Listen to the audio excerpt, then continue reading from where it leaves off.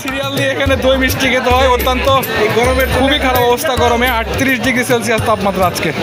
এই সেই দই মিষ্টি খেয়ে দেখা যাক। কি ভাই, কি অবস্থা আপনার?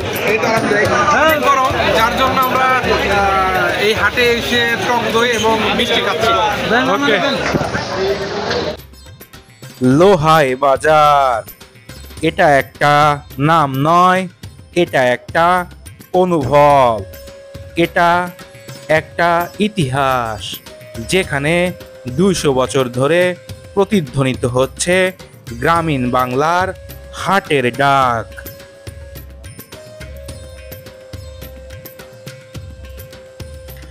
আজকে আমি আপনাদেরকে নিয়ে যাচ্ছি গাজীপুর জেলার বুক চিরে দাঁড়িয়ে থাকা এক জীবন্ত ঐতিহ্যের কাছে, যা কিনা 200 বছর পেরিয়ে যাওয়ার পরেও ঠায় দাঁড়িয়ে আছে তার সেই চিরচেনা রূপে। আসসালামু আলাইকুম বন্ধুরা, সবাইকে লাইভ প্লেস জার্নি ইউটিউব চ্যানেলের পক্ষ থেকে স্বাগতম জানাচ্ছি। আজকে আপনাদেরকে আমি নিয়ে এসেছি এই লোহাই বাজারে, যেটি কিনা মাওনা এবং আপনার মাওনা অর্থাৎ হচ্ছে গাজীপুর এবং ময়মনসিংহের মাঝামাঝি অবস্থিত। আপনারা আমার পিছনেই দেখতে পাচ্ছেন এই লোহাই বাজার, আর এই যে রাস্তাটি দেখতে পাচ্ছেন এই রাস্তার অপোজিটে হচ্ছে গাজীপুর, এই পাশে হচ্ছে ময়মনসিংহ। সো এটি হচ্ছে ময়মনসিংহ এবং গাজীপুরের মাঝখানে অবস্থিত একটি 200 বছরের প্রাচীন বাজার, যা কিনা কালের বিবর্তনে এখনো ধরে রেখেছে তার সেই ঐতিহাসিক সভ্যতা। কথিত আছে 200 বছর আগে এই হাটে মানুষ কেনাবেচার একটা প্রথা ছিল, কিন্তু যুগের পরিবর্তনে, কালের পরিবর্তনে এই 200 বছর পরে এসে এই সভ্যতার যুগে আর মানুষ কেনাবেচার সেই প্রথাটি নেই, কিন্তু রয়ে গেছে সেই আগের আপনার যে এই গবাদি পশুতে পালন থেকে শুরু করে যে জিনিসগুলো এখানে বিক্রি হতো সেগুলো এখনো বিক্রি হয়, এবং তার সাথে সাথে শাক সবজি, আপনার রসগোল্লা থেকে শুরু করে কি নেই এই বাজারে। তো চলুন আজকে আপনাদেরকে ঘুরিয়ে নিয়ে আসি সেই 200 বছরের প্রাচীন হাট থেকে।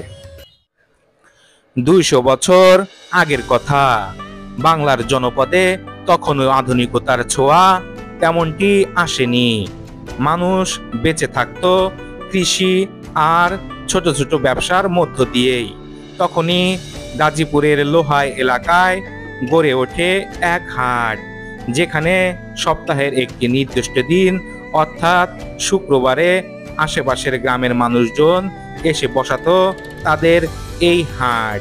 কালের বিবর্তনে শুক্রবার সহ সোমবারেও জমে ওঠে এই হাট। এই হাটটি সময়ের সাথে সাথে যেমন বদলেছে, কিন্তু হারায়নি তার শিকড়। আজও ঠিক সেই আগের মতোই ভোরের আলো ফোটার আগেই বাজার বসে যায়, যেন সূর্যের সঙ্গে এক প্রতিযোগিতা শুরু করে এই লোহাই বাজার। আজও তাই পরন্ত বিকালে সূর্যের সাথে সাথে আমরা এসেছি আপনাদেরকে দেখানোর জন্য প্রাগৈতিহাসিক 200 বছরের ঐতিহ্য গাজীপুরের এই লোহাই বাজারটিতে। এখানে আসেন কৃষক, ব্যবসায়ী, গৃহিণী, এমনকি শিশুরাও। একজন তার পালা গরু নিয়ে এসেছে, আর একজন হয়তোবা মাছের ঝুড়ি নিয়ে এসেছে, কেউ এসেছে সবজি নিয়ে, কেউ এসেছে দেশি হাঁস মুরগি বিক্রি করার জন্য।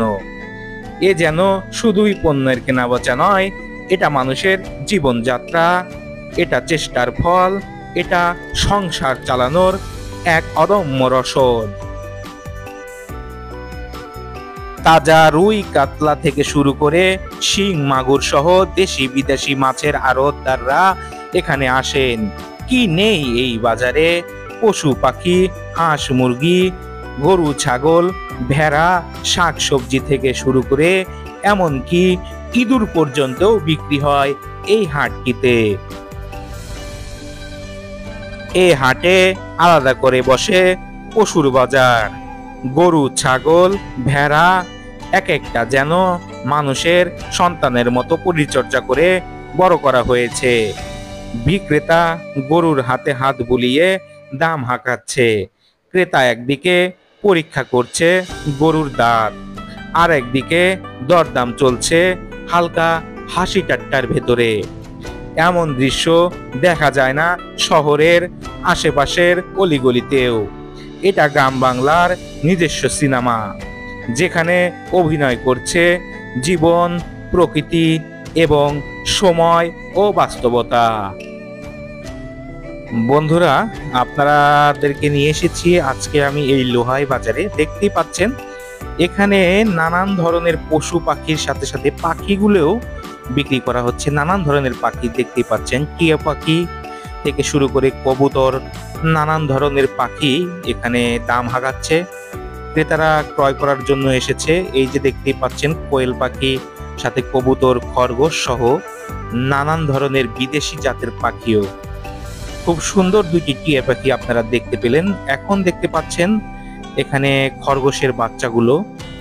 এরই সাথে সাথে বলে রাখি, এখানে কিন্তু এই পাখির সাথে সাথেই আপনার কিন্তু এখানে ওরা বিক্রি করে ইঁদুর। একদম সাদা চামড়ার যে ইঁদুরগুলো বিক্রি করে, সেগুলো দেখতে অনেকটা খরগোশের মতো লাগলেও আমরা প্রথমে ভেবেছিলাম খরগোশ, কিন্তু ওটা আসলে ইঁদুর।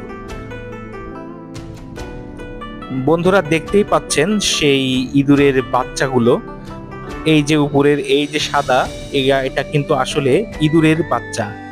এই ইঁদুরগুলো অনেক দামে বিক্রি করা হয়, যা কিনা বাসা বাড়িতে অনেকেই ব্যবহার করে থাকে বিভিন্ন ধরনের পোকামাকড় থেকে শুরু করে নানা কিছু নিধন করার জন্য। সবকিছুর সাথে সাথে আপনারা দেখতে পাচ্ছেন বাংলার হারানো ঐতিহ্য, কামারের সেই হাতের কাজ, যা কিনা এখন বিলুপ্তির পথে। সামনে কোরবানির ঈদ, তাই কামার ব্যস্ত হয়ে উঠেছে তার রসদগুলো তৈরি করার জন্য। বন্ধুরা, কি নেই এই হাটে? আপনারা এখন দেখতে পাচ্ছেন এই লোহাই বাজারের হাটের মধ্যে এই জুতার দোকান, যা কিনা কালের বিবর্তনে এখন মানুষ পাল্টেছে, সবকিছুই পাল্টেছে, জুতার রংগুলো পাল্টেছে, হাটটি আর পাল্টায়নি। সবকিছুর সাথে সাথেই এখানে জুতাও বেচা কেনা হয়। এখন ধানের দিন, ধান তুলে এনেছে কৃষকেরা জমি থেকে, তাই এখানে ধানও বিক্রি করা হচ্ছে। স্বল্প দামে, স্বল্প পরিসরে ধানগুলো বিক্রি করা হচ্ছে সকল মানুষের মাঝে। কি নেই এই বাজারে বন্ধুরা? এখন দেখতে পাচ্ছেন নিত্য প্রয়োজনীয় জিনিস, যেমন লবণ থেকে শুরু করে ডাল, চিনি, লবণ ইত্যাদি থেকে শুরু করে বিভিন্ন ধরনের মশলা জাতীয় দ্রব্যাদিও এখানে বিক্রি করা হচ্ছে অত্যন্ত কম দামে এবং খুচরা মূল্যে।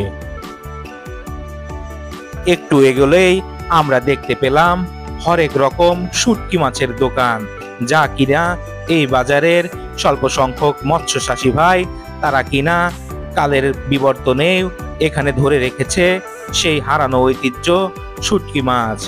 এখানে বাংলার বিভিন্ন ধরনের মাছ থেকে শুরু করেও, জলজ প্রাণী থেকে শুরু করেও নানান ধরনের মাছ, যা কিনা সমুদ্র থেকে ধরে নিয়ে এসে শুটকি করে এখানে বিক্রি করা হয়।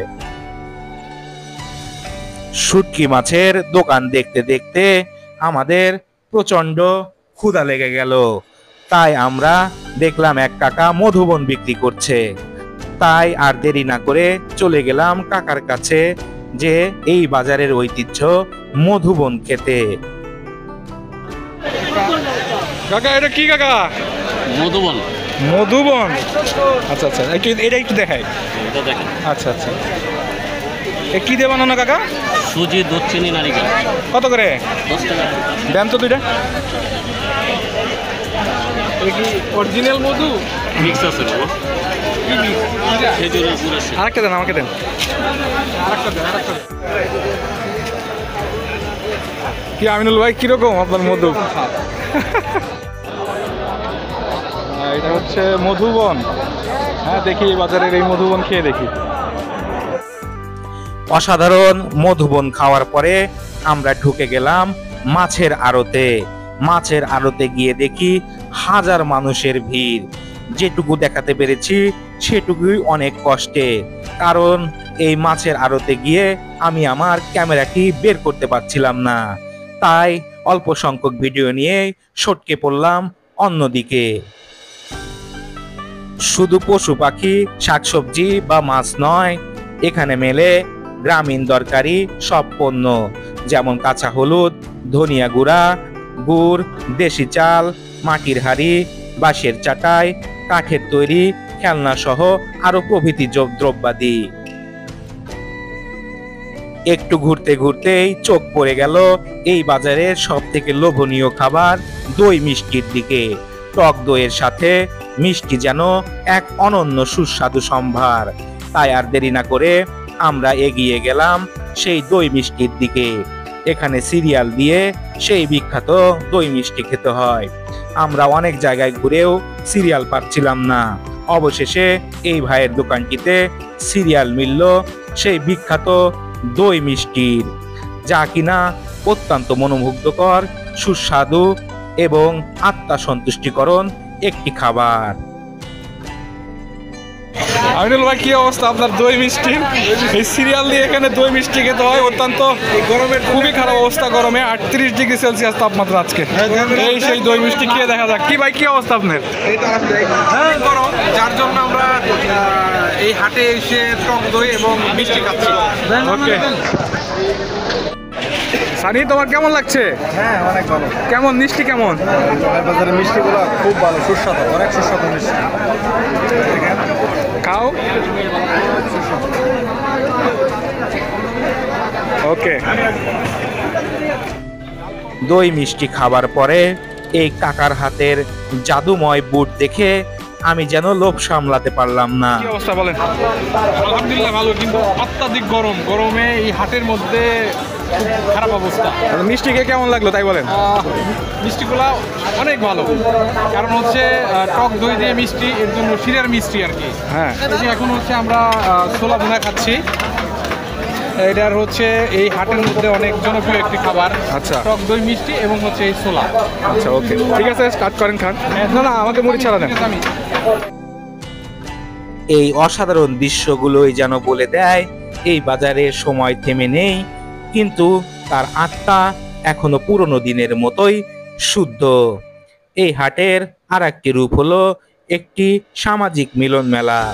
এখানে অনেকে আসে কারো সঙ্গে দেখা করতে, খোঁজ নিতে, গল্প করতে। হাটের দোকানে চা খেতে খেতে চলে গল্প।